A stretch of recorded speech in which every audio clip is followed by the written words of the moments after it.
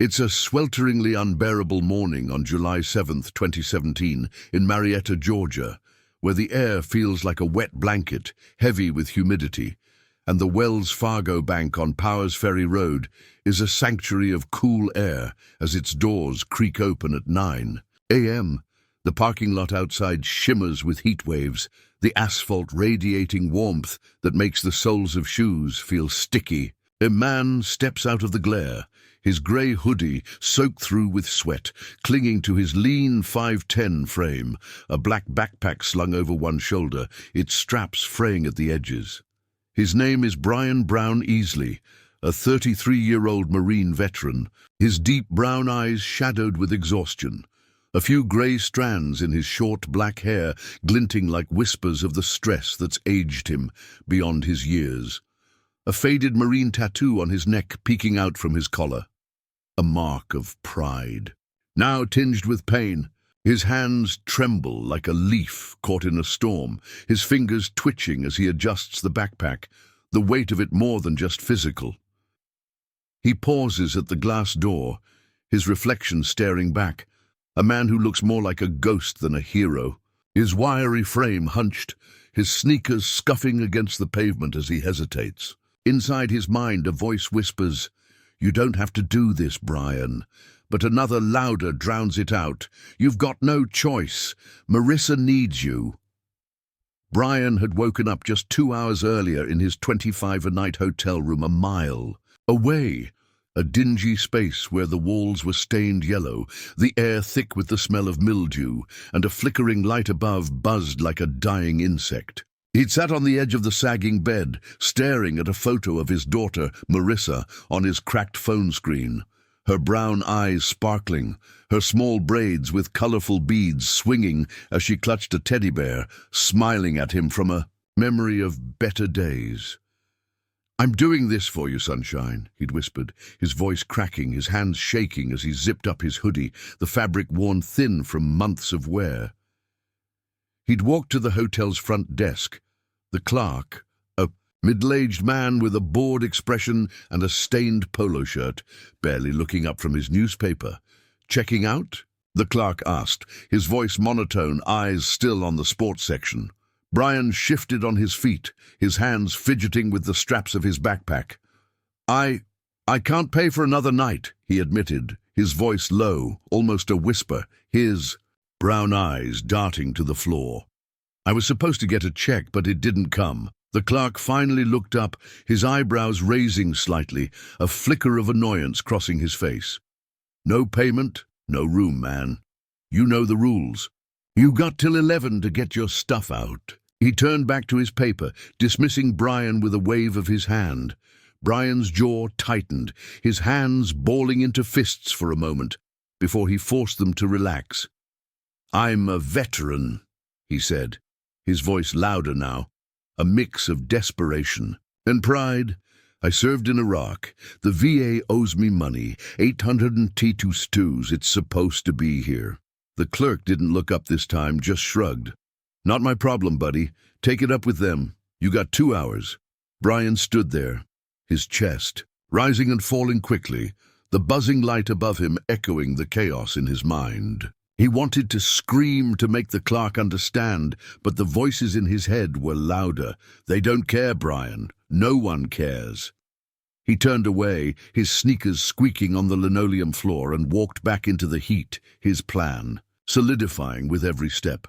Now, inside the Wells Fargo Bank, the air conditioning hits him like a wave, a stark contrast to the humid heat outside, but it does little to cool the fire burning in his chest. The bank is quiet, just a handful of customers chatting softly, the hum of the AC blending with the faint clink of coins at the teller stations. Brian approaches the counter, his steps uneven, his sneakers leaving faint scuff marks on the polished floor. Ellen Carter, a 28-year-old teller, stands behind the counter, her blonde hair in a low ponytail with a green hair clip, her hazel eyes bright with the forced cheer of customer service. She smiles nervously as Brian approaches, her blue Wells Fargo polo feeling suddenly too tight, her name tag glinting under the fluorescent lights. Brian pulls out a crumpled piece of paper from his pocket, his hands shaking so badly the pen nearly slips as he scribbles a note, the words jagged and uneven. "I have a bomb in my backpack. Don't make me use it." He slides it across the counter, his brown eyes meeting Ellen's, a silent plea in them even as his face remains stern.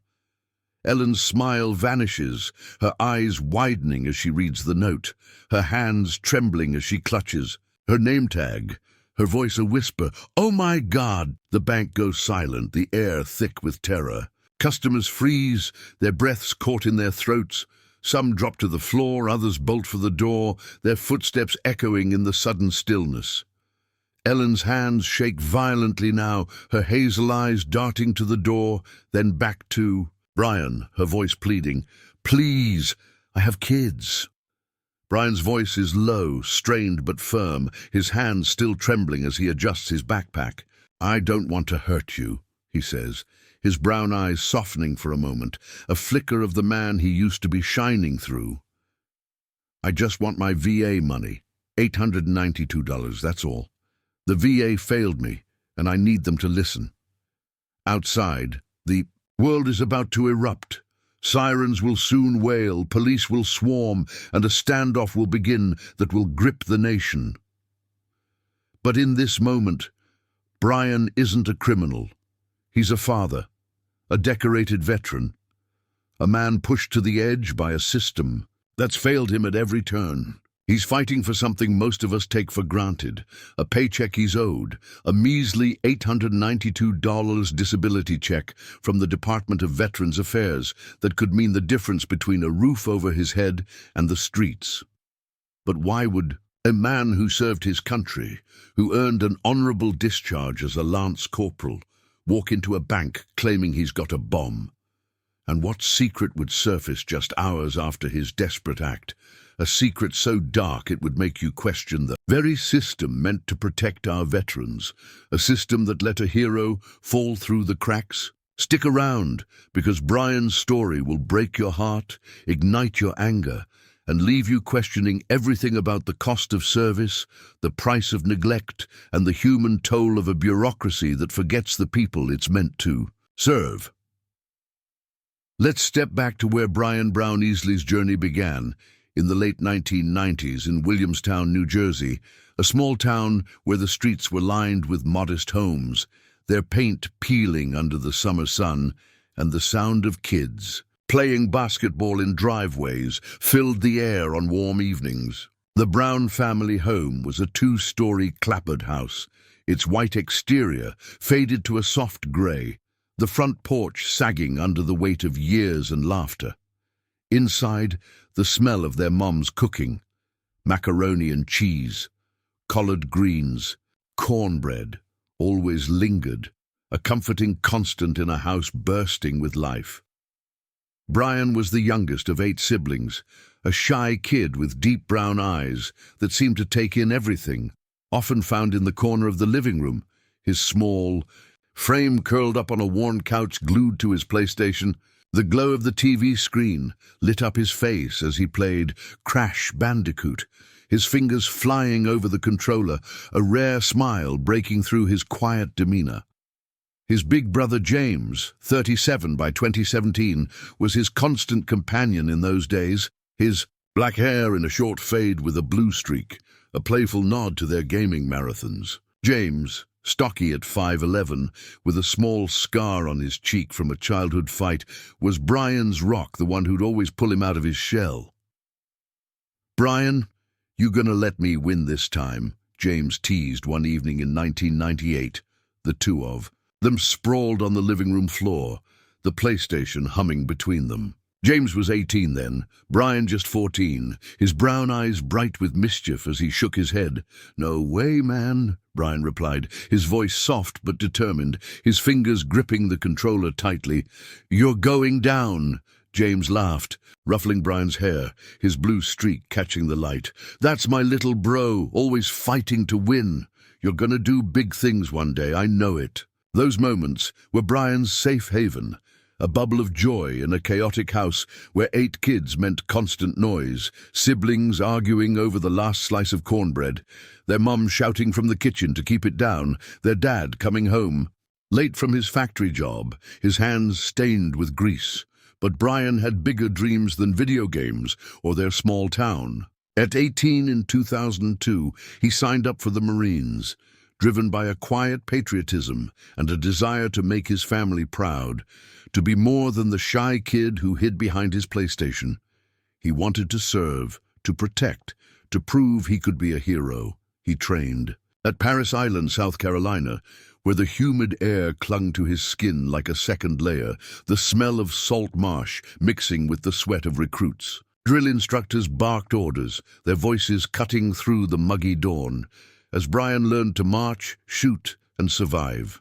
"Move, recruit! You want to live out there, you better move!" a drill sergeant yelled, his face inches from Brian's.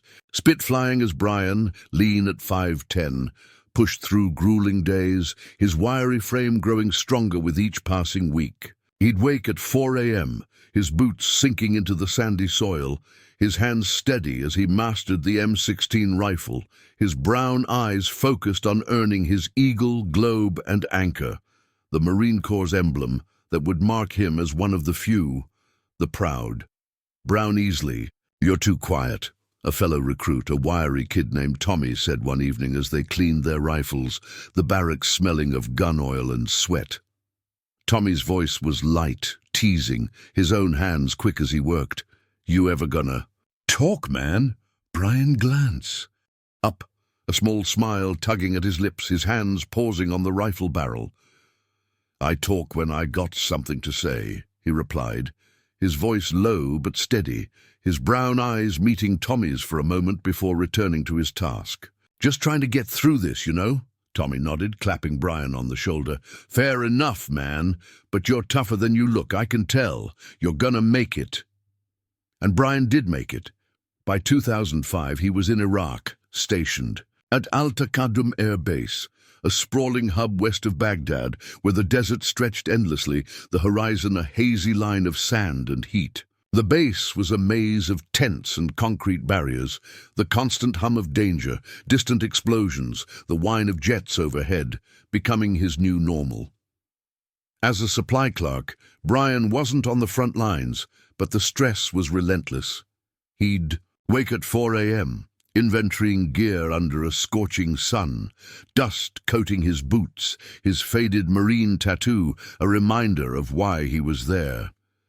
The air smelled of diesel and sweat, the heat pressing down like a physical weight, often hitting 115 degrees. By noon, Brian's job was to ensure the base had what it needed: ammunition, medical supplies, food, but the pressure never let up. One afternoon, as he unloaded a crate of water bottles, his sergeant, a gruff man named Lopez, approached, his face red. "And from the heat, Brown-Easley, you missed 2 cases on the last count," Lopez barked, his voice sharp, his eyes narrowing. "You trying to get us all in trouble?"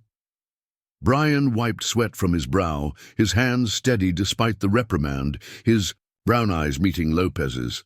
"No, sir," he said, his voice calm but firm. "I'll double-check everything. Won't happen again," Lopez grunted, crossing his arms. "Better not. We can't afford mistakes out here. You're a Marine. Act like it." Brian nodded, returning to his work. But the weight of those words lingered, piling onto the stress that was already building inside him. He wrote letters to James, his handwriting neat despite the dust that coated everything, describing the heat, the camaraderie, the fear that never quite left. "I'm doing okay," he'd write. But his words hid the cracks forming in his mind, nights where he'd wake to the sound of imaginary explosions, his hands shaking as he gripped his bunk, the voices starting to whisper, faint at first, but growing louder with each passing month. After 2 tours, he earned an honorable discharge in 2009 as a lance corporal, proud of his service, his chest swelling with pride as he hugged his family back in New Jersey, his medals tucked in a small wooden box, combat action ribbon, Iraq campaign medal, proof of his sacrifice. His mum cried as she held him, her hands trembling. "My baby's a hero," she said, her voice thick with emotion. But what nobody told Brian was that coming home would be harder than going to war, a battle he'd fight not with rifles, but with a system that seemed designed to break him, a system that didn't care about the medals or the scars he carried inside. How did a young man with dreams of serving his country end up so lost? And what invisible scars would lead him to that? Back in Georgia years later, a place where his desperation would finally boil over into an act that would grip the nation? When Brian Brown-Easley left the Marines in 2009, the shy kid who loved PlayStation was gone, replaced by a man carrying wounds no one could see, wounds that would slowly unravel the life he'd hoped to build. He returned to Williamstown, New Jersey, landing at Philadelphia International Airport on a chilly November day, the sky gray and heavy with the promise of rain. His family met him at the gate. His mom, her hair grayer than he remembered, her arms wide as she pulled him into a hug that smelled of her familiar lavender perfume. His dad, a quiet man with grease-stained hands from his factory job, clapping him on the back with a proud nod. And James, his big brother, now 29, his blue-streaked fade, catching the fluorescent lights, his brown eyes shining as he pulled Brian into a bear hug. "Welcome home, little bro," James said, his voice thick, his hands gripping Brian's shoulders. "You made it." Brian smiled, a rare, genuine smile, his deep brown eyes bright for a moment, his faded Marine tattoo peeking out from his collar as he adjusted his duffel bag. "Yeah, I made it," he replied, his voice soft but steady, his hand steady for the first time in months. "I'm home." But home wasn't the sanctuary Brian had hoped for. The first signs of trouble came quickly, creeping in like shadows on a moonless night. He'd wake up in his childhood bedroom, the same room where he'd once played PlayStation with James, now a cramped space filled with memories and nightmares. He'd jolt awake in a cold sweat, the sound of explosions echoing in his mind, his hands trembling as he tried to pour coffee from the family's old pot, the liquid spilling onto the counter as his mom watched, her face creasing with worry. "Brian, you okay, baby?" she'd ask, her voice gentle, her hands wringing a dish towel as she stood in the kitchen, the smell of bacon lingering in the air. "I'm fine, Mom," Brian would lie, his voice strained, his brown eyes avoiding hers as he wiped the spill with a shaky hand. Just needs some air." He started hearing voices, whispers that told him he wasn't safe, that danger was around every corner. "They're coming for you, Brian. You can't trust anyone." At first, he thought it was just exhaustion, the stress of war lingering, like a bad dream, but the voices grew louder, more insistent, following him through the quiet streets of Williamstown. His family noticed the change. Brian, once quiet but warm, became distant, his deep brown eyes clouded with fear, his wiry frame hunched as if carrying an invisible weight. James found him one night on a park bench miles from home, his graying hair disheveled, his faded hoodie soaked from a sudden rain. "Brian, what the hell are you doing out here?" James asked, his voice a mix of worry and frustration, his blue-streaked fade dripping with water as he sat beside his brother, his hands clutching Brian's arm. "It's 2 a.m. You scared Mom half to death." Brian's eyes were unfocused, his voice shaking as he stared at the ground, his hands trembling in his lap. "I don't know where I am, James," he admitted, his voice barely a whisper, the voices in his head drowning out the world. I heard them again. They told me to run." James's face softened, his hands tightening on Brian's arm, his voice dropping to a gentle tone. "You're safe, man. I've got you. Let's get you home, okay?" Doctors at the VA diagnosed Brian with PTSD and schizophrenia in 2010. A double blow that explained the voices, the nightmares, the fear that never left. They prescribed meds, antipsychotics, antidepressants, that dulled the voices but left him foggy, struggling to hold on to the man he used to be, his hands shaking as he swallowed the pills each morning, the bitter taste lingering in his throat. "This'll help, Mr. Brown-Easley," the VA doctor, a tired man with glasses, had said, his voice clinical as he scribbled on a chart, barely looking up. "Follow the dosage, and we'll check in next month." But Brian didn't feel helped. He felt lost, a shell of the Marine who'd survived Iraq, his pride buried under the weight of his diagnosis.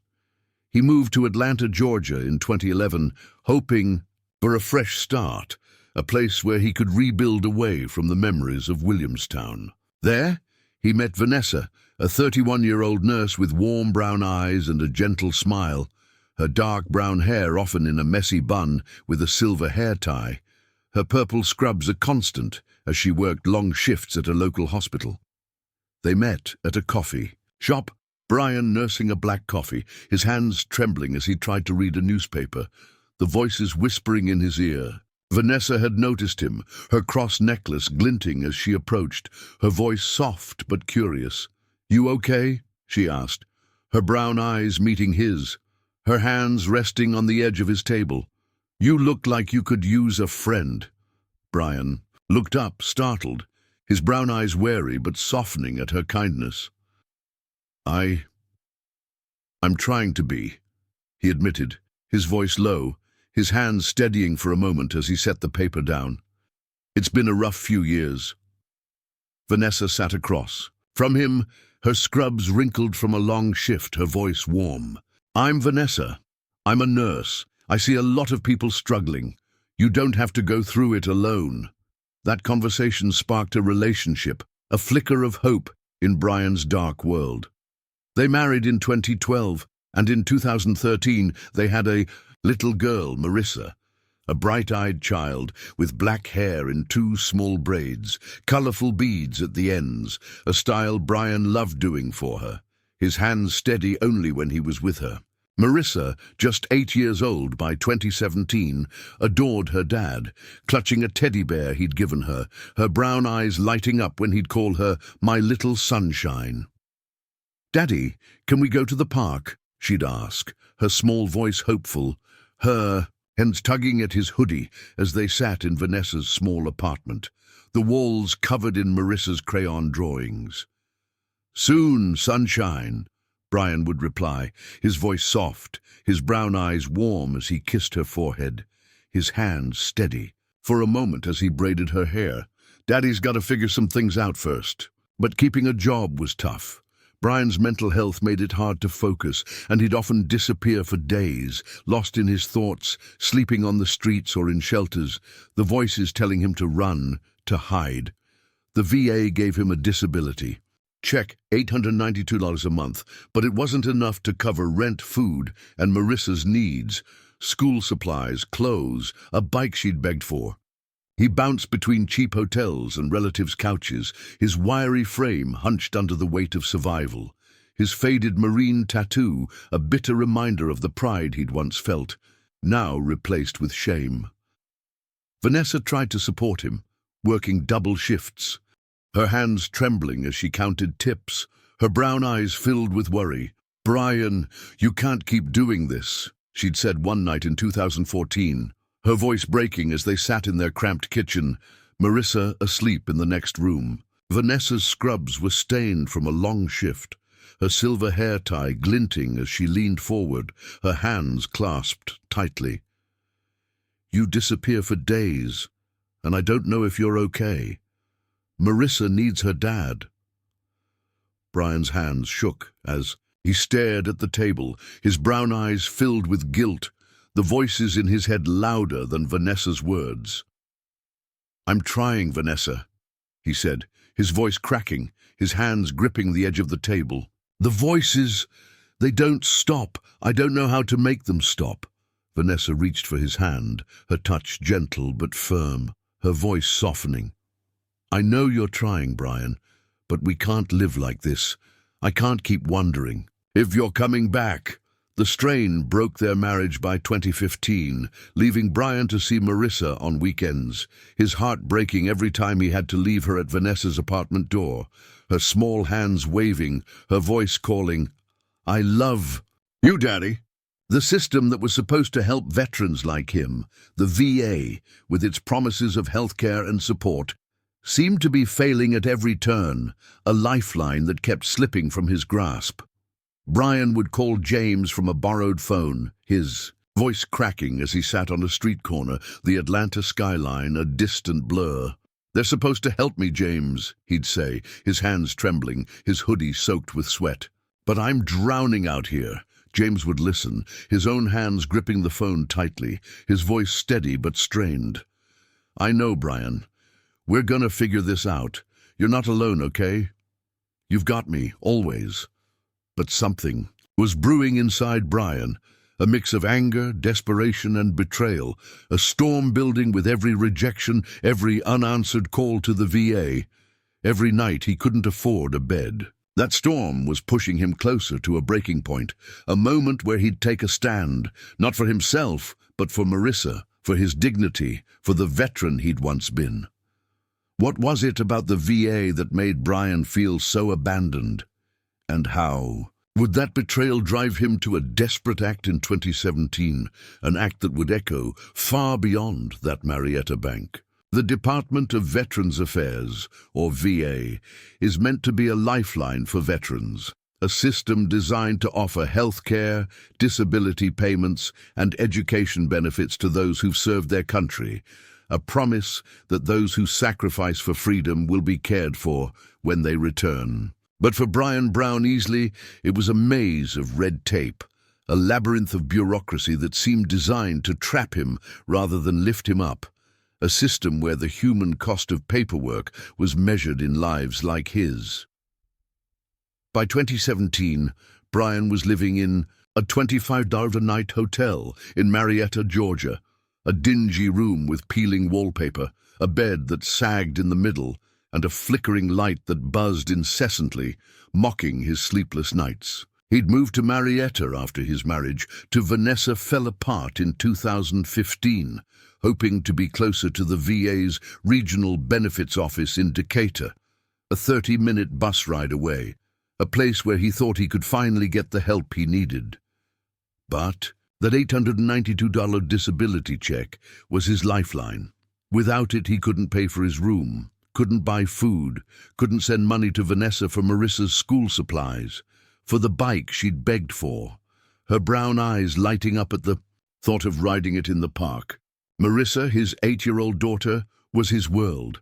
Her small braids with colorful beads, her shy smile as she hugged her teddy bear were the only things keeping him going, the only light in a life that felt increasingly dark. But in June 2017, that check didn't come. Brian had been counting on it, checking his bank account daily, his hands trembling as he logged into the Wells Fargo app on his cracked phone, the balance stubbornly stuck at $347.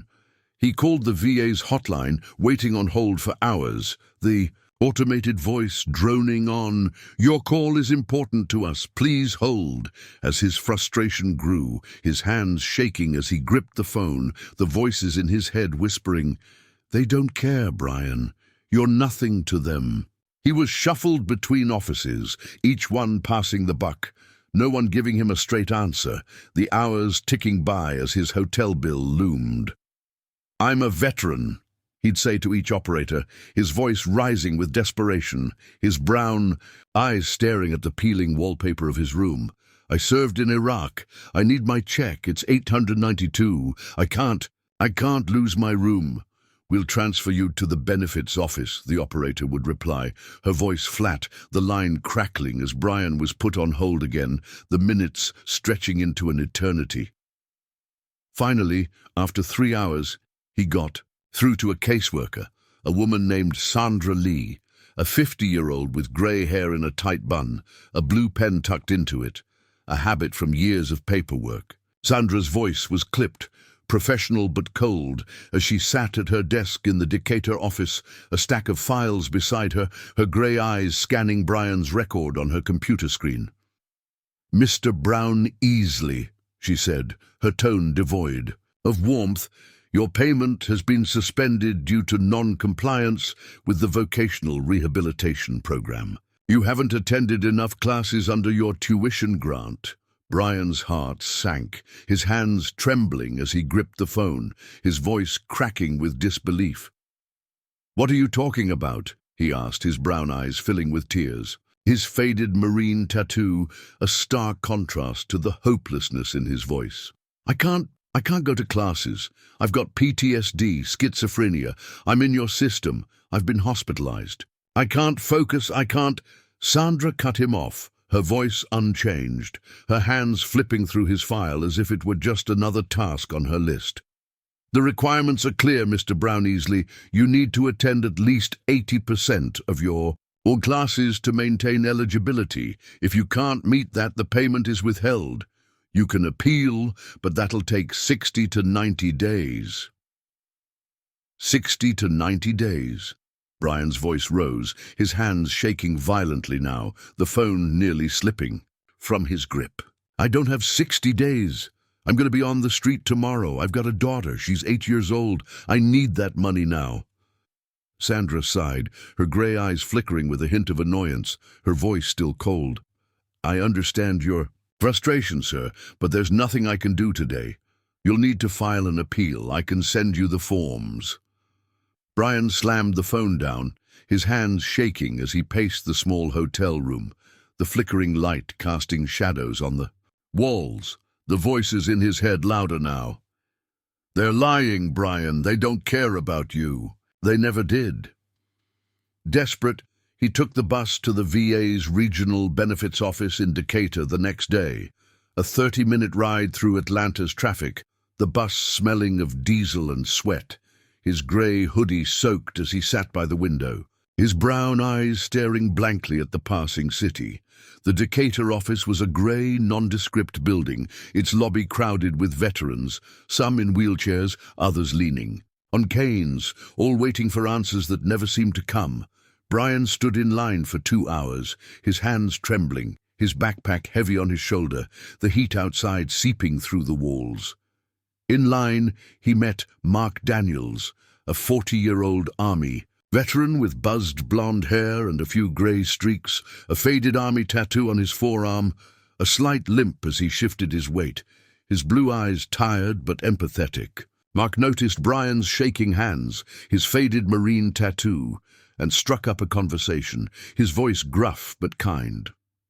"First time here?" Mark asked, his hands in the pockets of his camo jacket, his VA appointment card crumpled in one of them. Brian shook his head, his brown eyes meeting Mark's for a moment before darting away, his voice low. "Nah, been here too many times," he said, his hands fidgeting with his backpack straps. "They keep messing with my check. I'm supposed to get $892 a month, but they stopped it. Said I missed classes, but I can't focus. I've got PTSD, schizophrenia, they know that." Mark nodded, his blue eyes softening, his hands still in his pockets as he leaned closer, his voice dropping. "I hear you, man. I've got PTSD too, Afghanistan, 2010. They lost my paperwork 3 times last year. Had to sleep in my car for a month. This place, it's a mess.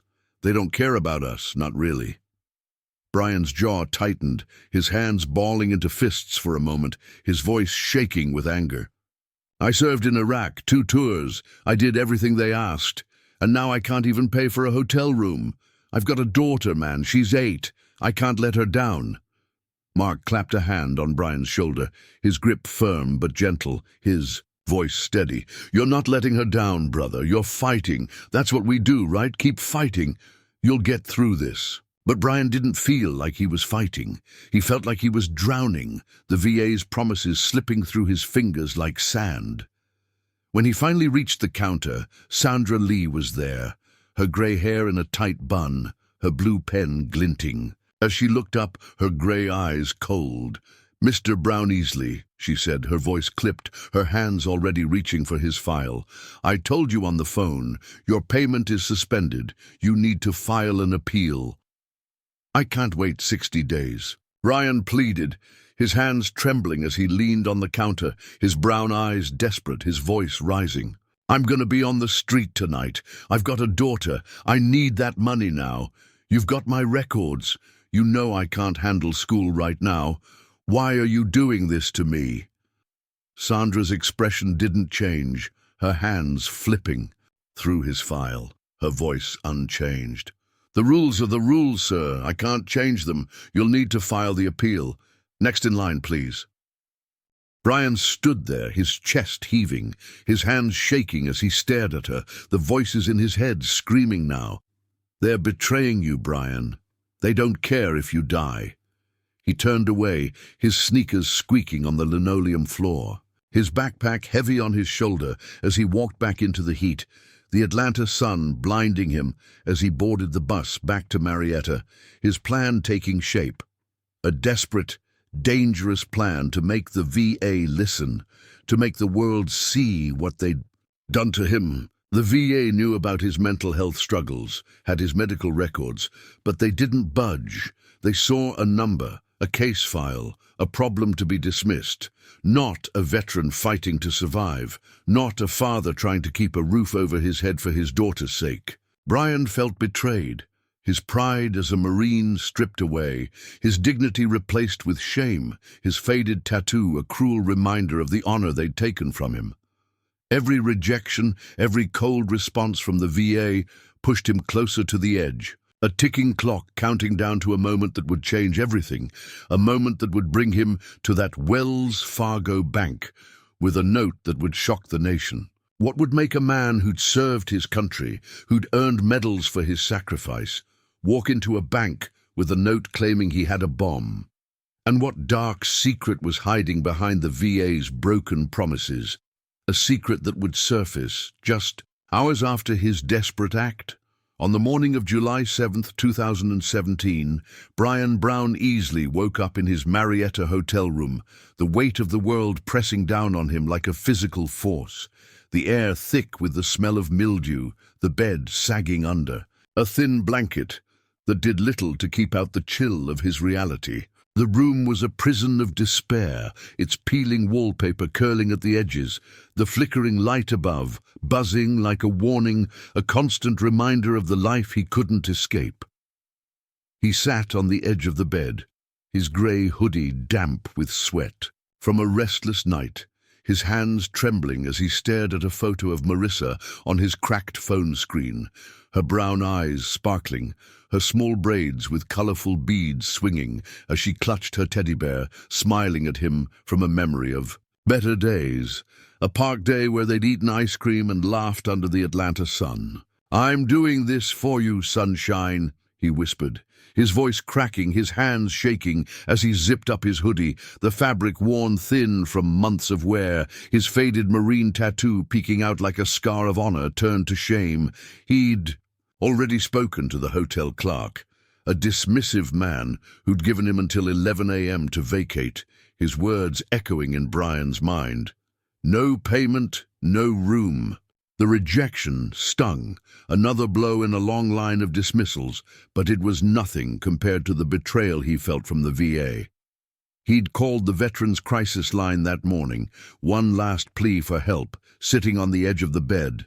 The phone pressed to his ear, his hands trembling as he waited for an answer. "I'm a veteran," he'd said, his voice shaking, his brown eyes staring at the stained carpet. "I'm going to be on the street today. I need my check. It's 892s. I've got a daughter. Please, I need help." The operator, a young woman, with a tired voice, sighed softly, her words a script she'd read too many times. "I'm sorry, sir," she said, her tone sympathetic but powerless, the sound of typing in the background as she pulled up his file. "I can transfer you to the benefits office, but there's nothing I can do directly. Have you filed an appeal?" "I can't wait for an appeal!" Brian's voice rose, his hands shaking violently now, the phone nearly slipping from his grip. "I'm out of time. I'm going to be homeless today. Don't you get that? I served in Iraq. I need that money now." "I understand, sir," the operator replied, her voice softer now, a hint of empathy breaking through.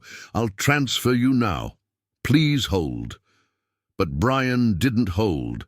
He hung up, his hands shaking as he tossed the phone onto the bed, the voices in his head louder now.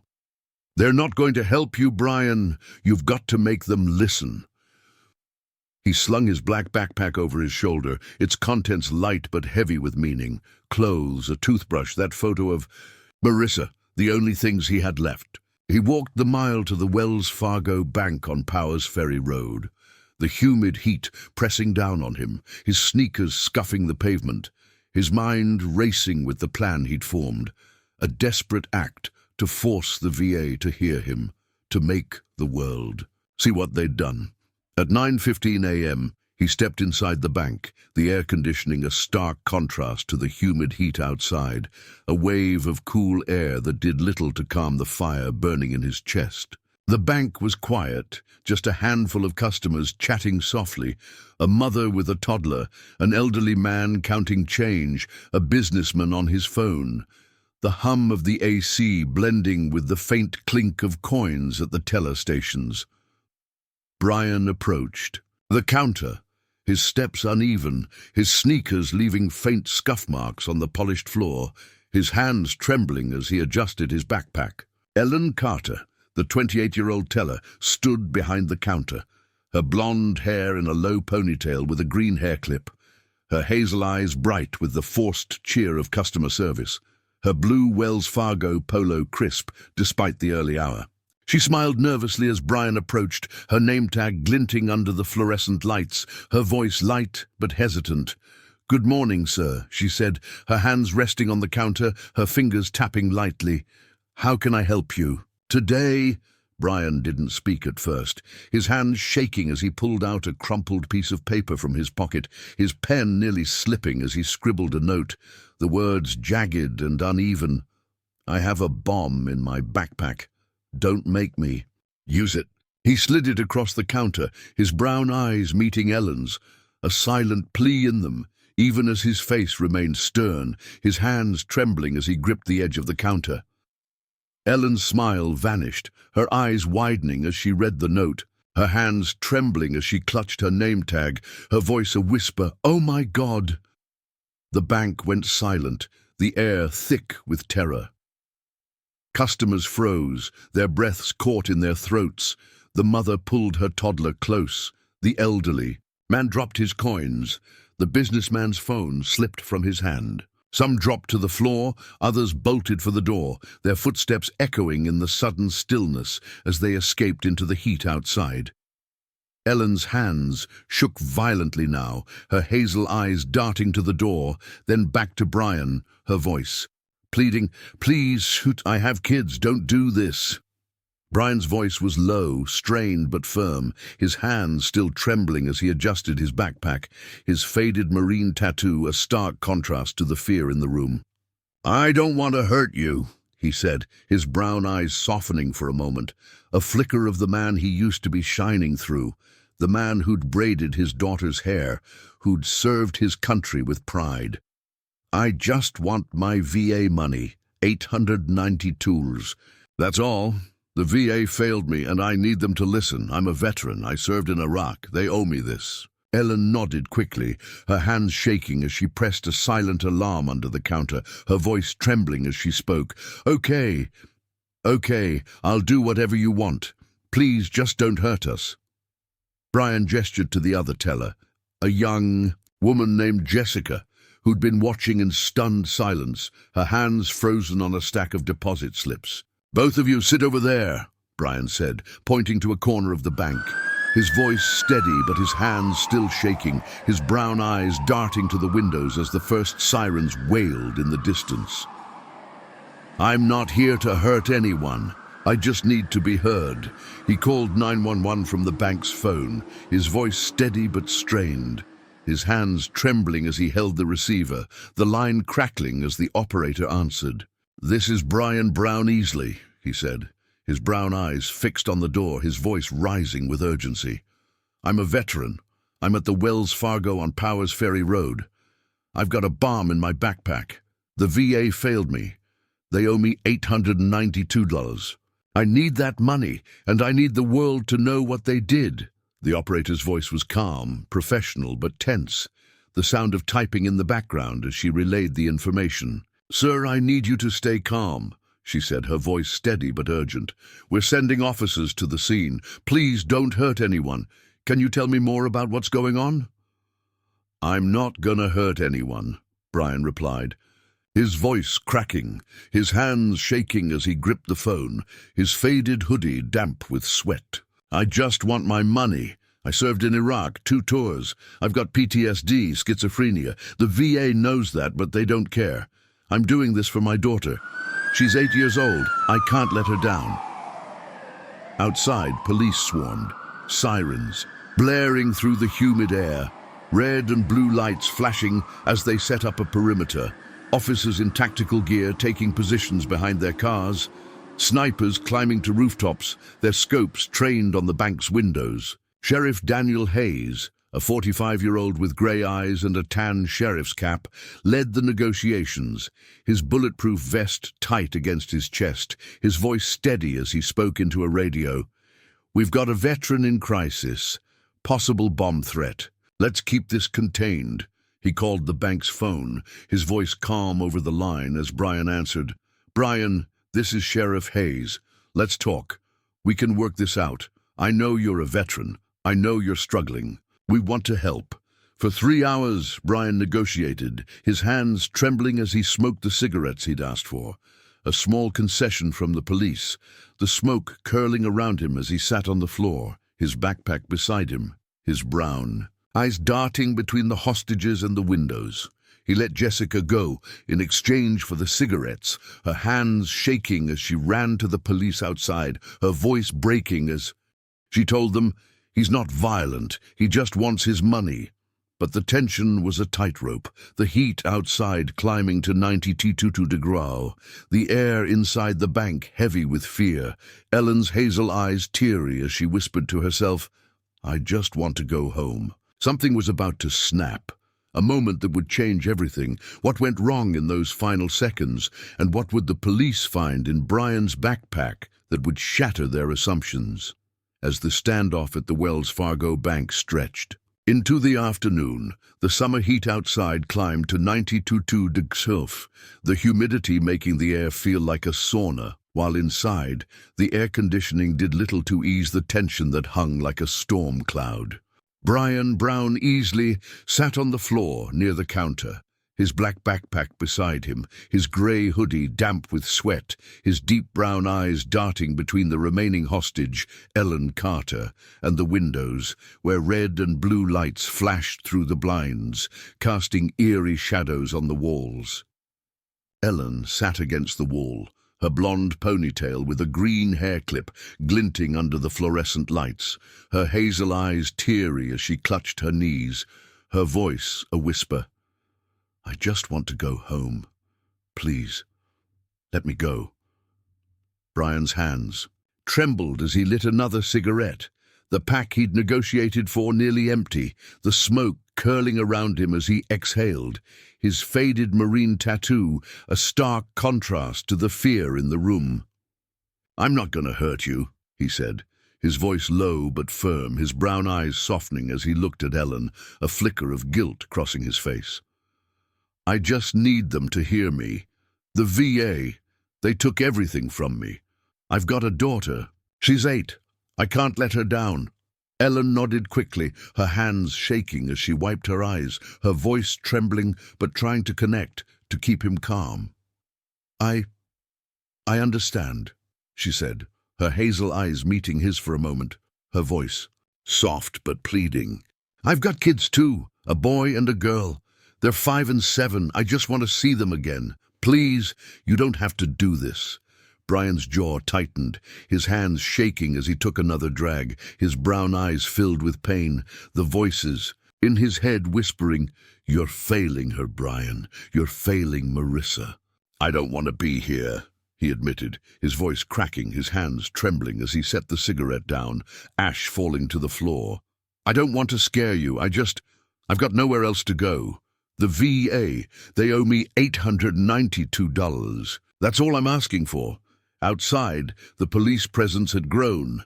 Dozens of officers in tactical gear, their radios crackling with updates, snipers on rooftops adjusting their scopes, sweat dripping down their faces in the heat. Sheriff Daniel Hayes stood behind a squad car, his tan sheriff's cap tilted back, his grey eyes focused as he spoke into the phone, his voice steady but urgent. "Brian, "It's Sheriff Hayes again," he said, his hands gripping the receiver, his bulletproof vest tight against his chest. "We're working on getting your check. I've got people calling the VA right now. But I need you to let Ellen go. Show us you're serious about keeping this peaceful." Brian's hands shook as he held the phone, his brown eyes darting to Ellen, then back to the windows, the sirens outside a constant drone. "I let the other one go," he said, his voice strained, his faded hoodie clinging to his frame. "I'm keeping my word. I'm not here to hurt anyone, but I need that. Money, Sheriff. I need it today. I'm not leaving without it." Hayes nodded, even though Brian couldn't see him, his voice calm but firm, his hands steady as he spoke. "I hear you, Brian. I know you're a veteran. I know you served in Iraq. We're trying to help, but I need you to help me too. Let Ellen go, and we'll keep working on this together." Brian hesitated, his hands trembling as he looked at Ellen, her hazel eyes pleading, her hands clasped tightly in her lap. "Okay," he said finally, his voice low, his brown eyes softening as he nodded to her. "You can go. Tell them I'm not a bad guy. Tell them I just want what's mine." Ellen scrambled to her feet, her hands shaking as she ran to the door, her voice breaking as she pushed it open, the humid heat hitting her like a wall as she stumbled into the arms of waiting officers, her words tumbling out. "He's not violent. He let me go. He just wants his VA money. Please don't hurt him." But inside, the tension was still a tightrope, the air heavy with the weight of what was to come. Brian was alone now, his backpack beside him, his hands trembling as he smoked his last cigarette, the smoke curling around him like a shroud. The police knew he was a veteran, knew he was struggling with PTSD and schizophrenia. His family had. Called, pleading with them to understand.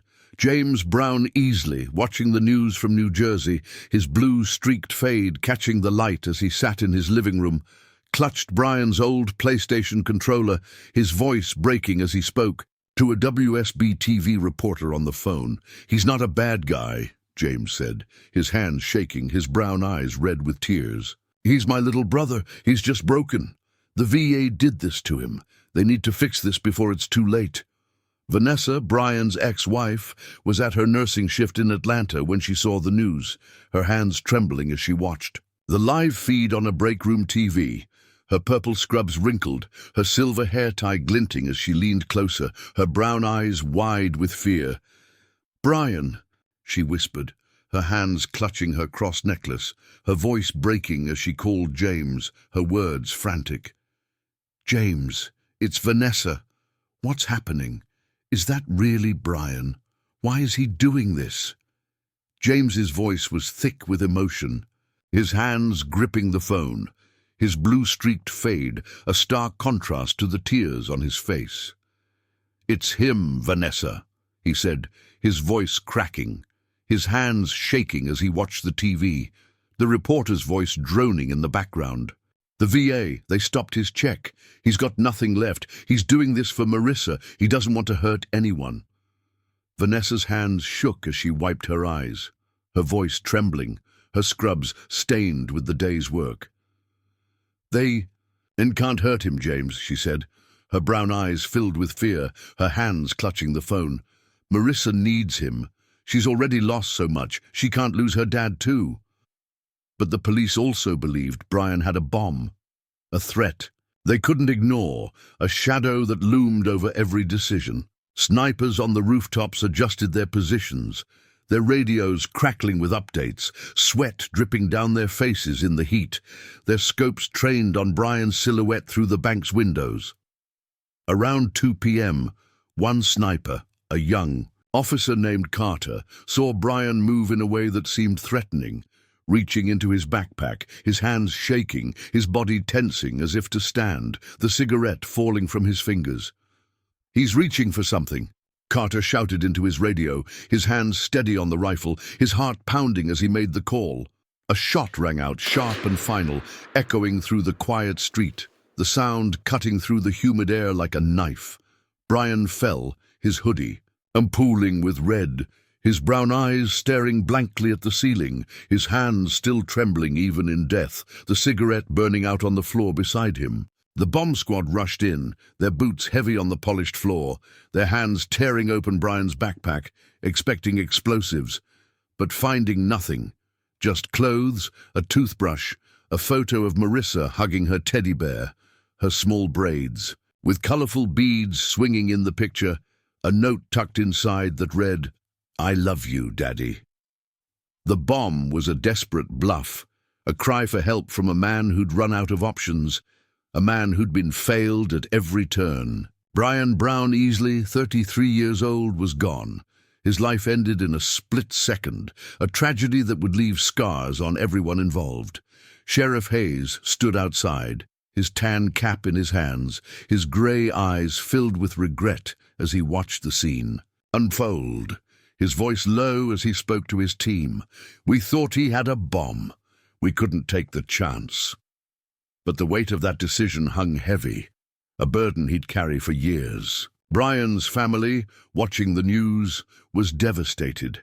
James dropped to his knees in his living room, his hands shaking as he clutched the PlayStation controller, his voice a broken sob. "No, no, Brian." Marissa, at Vanessa's apartment, saw the news later, her small hands clutching her teddy bear, her brown eyes filling with tears as she asked, "Where's Daddy?" Vanessa held her close, her hands trembling, her voice breaking. "I'm so sorry, baby. I'm so sorry." But the real gut punch came hours later, when the VA revealed why they'd withheld Brian's money, a reason so infuriating, so heartless, it would make your blood boil and question the system that let a hero fall so far, a system that valued rules over lives. Hours after Brian Brown-Easley's tragic end, the truth about why the VA withheld his $800 disability check surfaced, and it was a gut-wrenching mix of clerical error, cold bureaucracy, and systemic neglect that exposed a system failing its veterans at every level. A system where the human cost of paperwork was measured in lives like Brian's. Brian's family, led by his brother James, refused to let his death be just another statistic. They dug into the VA's records, their grief fueling their determination to uncover the truth, to hold someone accountable for the tragedy that had torn their family apart. James, his blue-streaked fade a stark contrast to his tear-streaked face, sat with a VA caseworker in Decatur 2 days after the standoff, his hands clutching Brian's old PlayStation controller, a memento of their childhood, his voice shaking, with a mix of anger and sorrow as he demanded answers. "How could you do this to him?" James asked, his brown eyes red, his hands trembling as he leaned forward, the caseworker's office a sterile space of beige walls and fluorescent lights, the smell of stale coffee lingering in the air. He was a Marine, a hero. He served in Iraq 2 tours, and you let him die over 892? How does that happen? The caseworker, Sandra Lee, sat across from him, her grey hair in a tight bun, her blue pen tucked into it, her grey eyes cold as she flipped through Brian's file, her hands steady despite the weight of James's words. "Mr. Brown-Easley," she said, her voice clipped, her tone professional but devoid of empathy. "Your brother's payment was suspended due to non-compliance with the vocational rehabilitation program. He didn't attend enough classes under his tuition grant. A minimum of 80% attendance is required to maintain eligibility." James's hands balled into fists, his voice rising, his blue-streaked fade catching the light as he leaned closer, his brown eyes blazing with anger. "Non-compliance? Are you serious right now? He had PTSD, schizophrenia. You've got his records. He was hospitalized twice in 2016 alone. He couldn't focus, couldn't function some days. How was he supposed to go to class when he was hearing voices, when he was sleeping on the street because he couldn't afford a place to live? You knew all this. Why didn't you help him?" Sandra's expression didn't change, her hands pausing on the file, her grey eyes meeting James's with a flicker of annoyance, her voice still cold. "The VA has protocols, sir," she said, her hands resuming their work, flipping through pages as if Brian's life were just another form to process. "We can't make exceptions based on individual circumstances without proper documentation and approval. Your brother was informed he could appeal the suspension, but he didn't. Complete the process. Appeal." James's voice cracked, his hands slamming on the desk, the PlayStation controller falling to the floor with a soft thud, his brown eyes filling with tears. "He didn't have time to appeal. He was going to be homeless that day, don't you get that?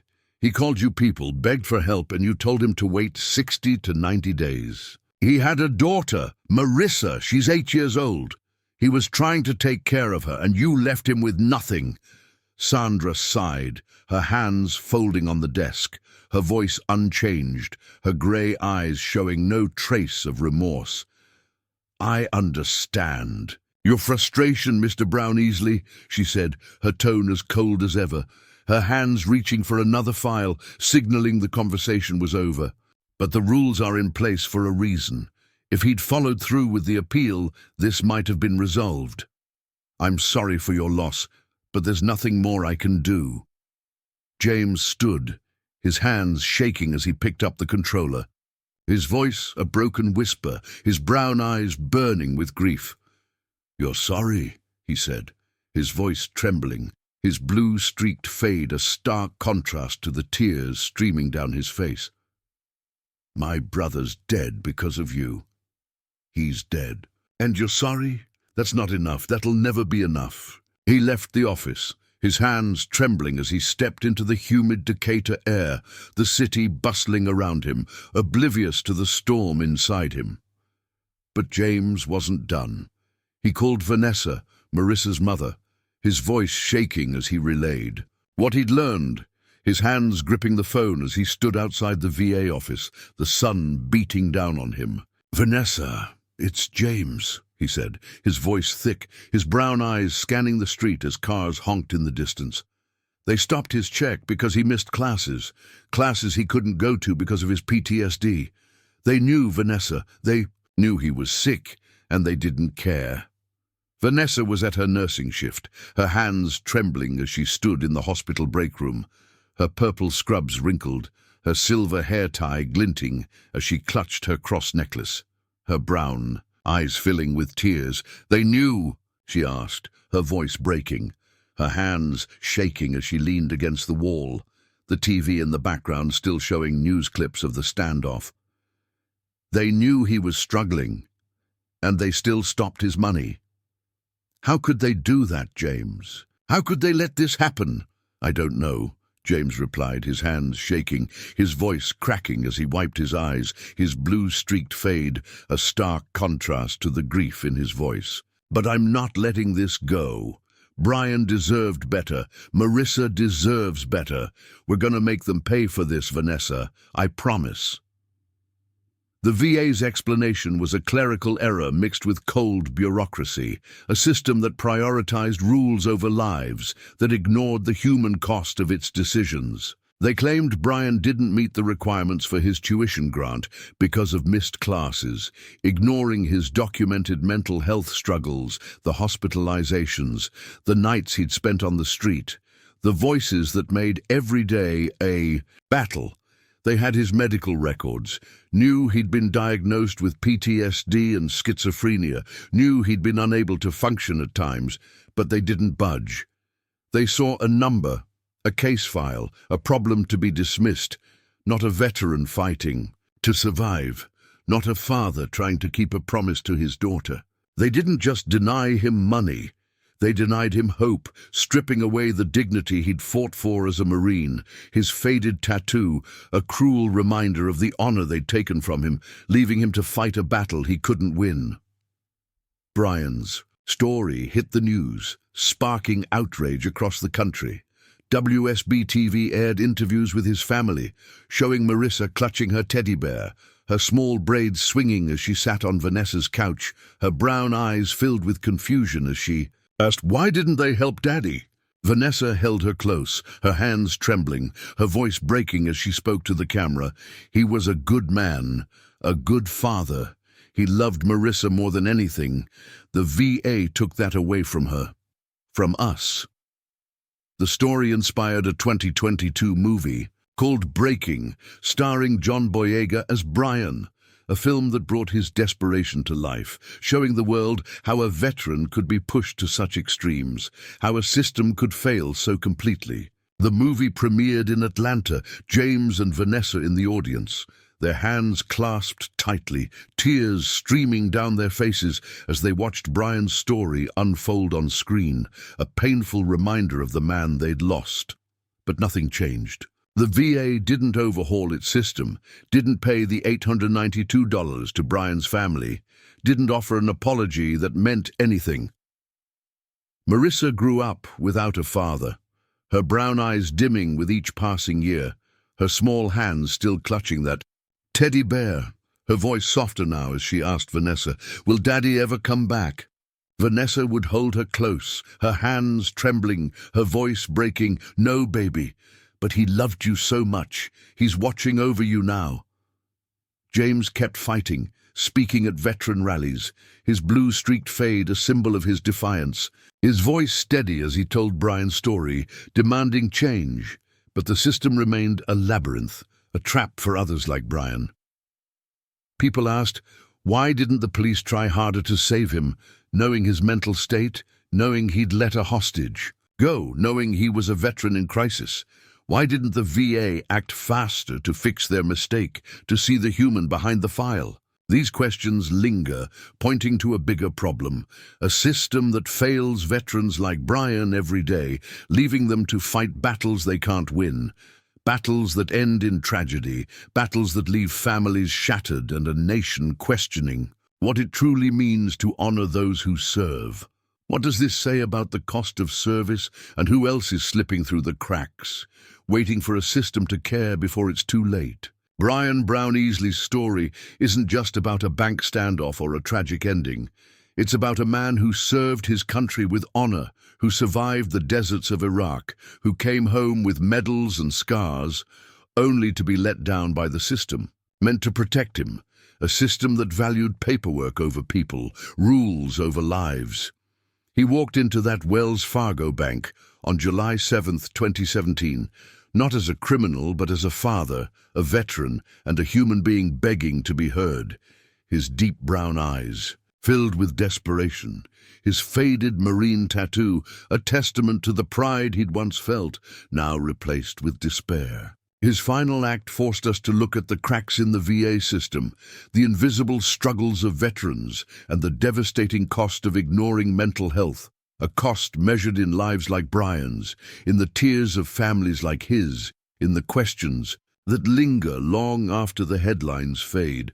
Brian was a hero who deserved better, a man who loved his daughter Marissa with every fiber of his being, who braided her hair with colorful beads, who called her my little sunshine, who dreamed of a better life for her, even as his own unraveled.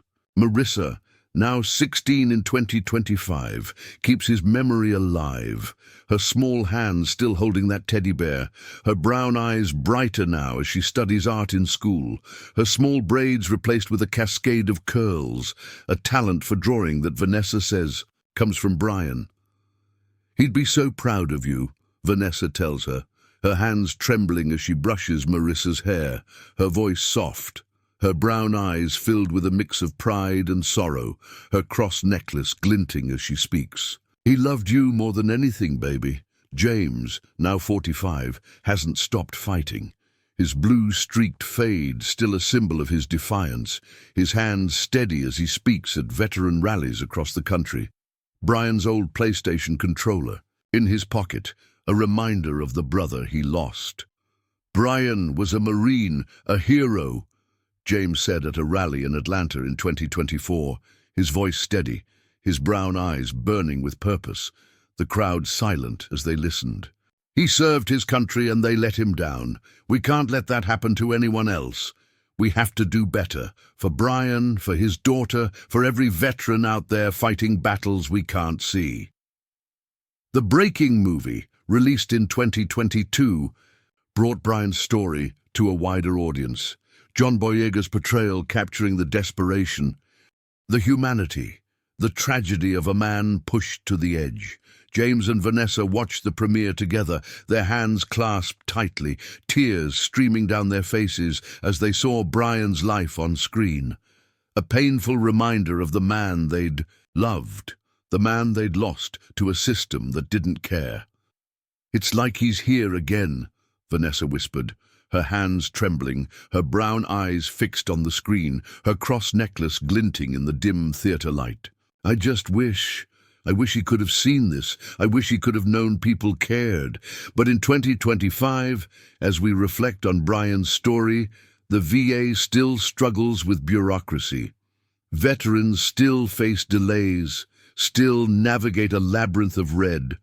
They still fight for the benefits they've earned, their hands trembling as they wait on hold, their voices unheard. Mental health support remains underfunded. A crisis that claims lives every day, a crisis that claimed Brian's. His voice, silenced that day in 2017, echoes through these failures, demanding change, a call that grows louder with every veteran who falls through the cracks, every family left to grieve, every story like Brian's that reminds us of the cost of neglect. Sheriff Daniel Hayes, now retired, still thinks about that day, his grey eyes haunted as he sits in his Marietta home, his tan sheriff's cap on a shelf, a reminder of a decision he can't escape. "I replay it every day," he said in a 2023 interview, his hands clasped tightly, his voice low, the weight of regret heavy in his words. "We thought he had a bomb. We couldn't take the chance. But knowing what we know now, I wish we'd tried harder. I wish I'd understood what he was really fighting for." Brian's story isn't just a tragedy, it's a call to action for all of us, a reminder that we owe veterans like him more than medals, more than empty promises.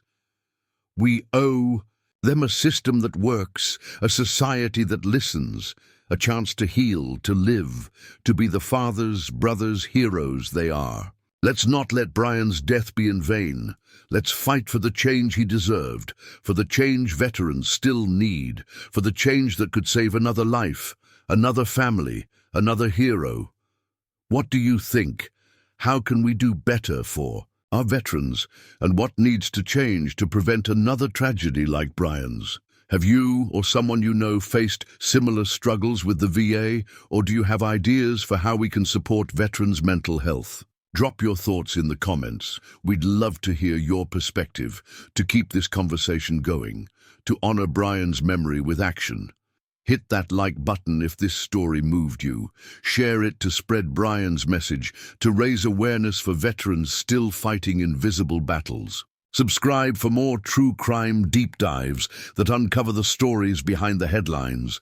And check out our playlist for stories like 6 priests vanished in 1989, 31 years later a judge makes a shocking discovery, to keep the conversation going, to keep pushing for change. Let's honor Brian by fighting for the justice he deserved, by ensuring his voice and the voices of veterans everywhere are finally heard.